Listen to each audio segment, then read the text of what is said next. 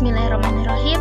Assalamualaikum warahmatullahi wabarakatuh. Perkenalkan, nama saya Rima Ramadhani dari Fakultas Adab dan Humaniora, Program Studi Ilmu Perpustakaan, Mata Kuliah Sumber Informasi semester 1. Pada kesempatan kali ini, saya akan membahas materi mengenai monograf dengan jenis buku referensi dan sebagai contohnya, saya mengambil buku panduan EYD.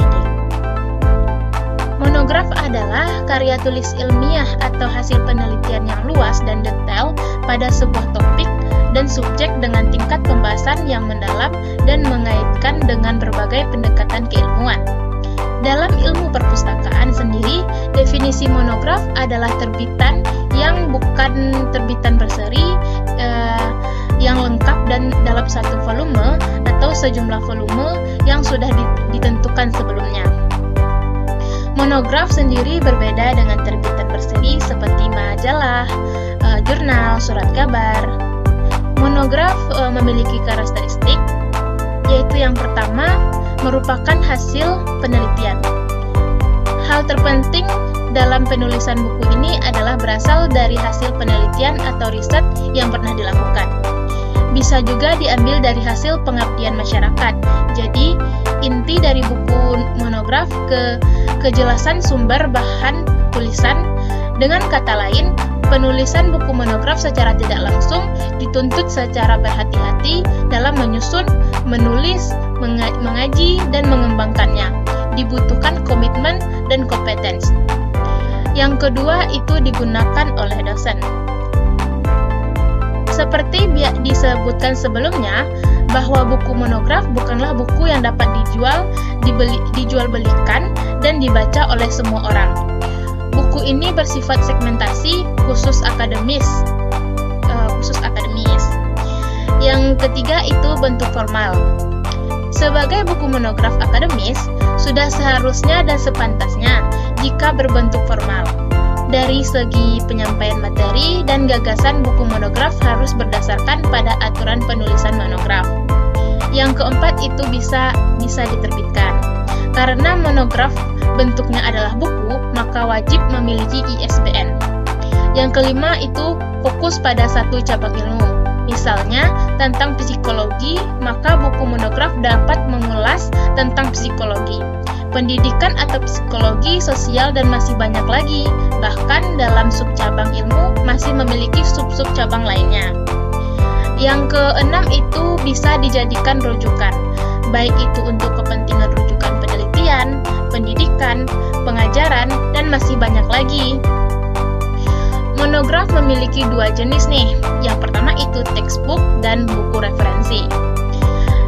Textbook atau buku ajar atau bisa disebut juga buku pelajar adalah buku acuan yang berisi kumpulan materi dalam cabang ilmu tertentu yang disajikan secara komprehensif. Buku ajar diproduksi memenuhi kebutuhan para pendidik dan biasanya digunakan di lembaga pendidikan. Nah, secara umum, buku referensi adalah satu tulisan ilmiah dalam bentuk buku substansi pembahasannya fokus pada satu bidang ilmu. Buku tersebut membahas topik yang cukup luas tetapi hanya satu bidang ilmu. Sehingga di dalam satu judul buku referensi akan membahas berbagai topik di suatu bidang keilmuan. Hal ini yang membuat isi dari buku ilmiah tersebut sangat kompleks dan jumlah halamannya bisa sangat lumayan dibandingkan buku ajar maupun monograf. Buku referensi memiliki beberapa contoh, yaitu ensiklopedia, kamus, almanak, direktori, daftar bibliografi, handbook, manual, dan tabel dan terjemahan.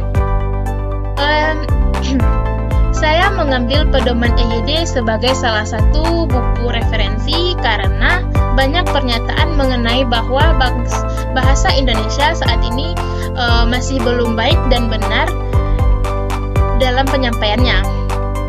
Nah, mau tahu penjelasannya? Yuk, simak videonya sampai selesai ya. Bahasa Indonesia yang baik adalah bahasa Indonesia yang digunakan sesuai dengan norma kemasyarakatan yang berlaku. Bahasa Indonesia yang benar adalah bahasa yang digunakan sesuai dengan kaidah dan aturan Indonesia yang berlaku. Aturan bahasa Indonesia yang berlaku. Kaidah bahasa Indonesia meliputi kaidah ejaan, kaidah pembentukan kata, kaidah penyusunan kalimat, paragraf, penataan penalaran. Jika kaidah-kaidah itu kurang ditaati pemakaiannya, maka bahasa tersebut tidak benar. Oleh sebab itu, buku ini sebagai panduan berbahasa yang baik dan benar. Buku ini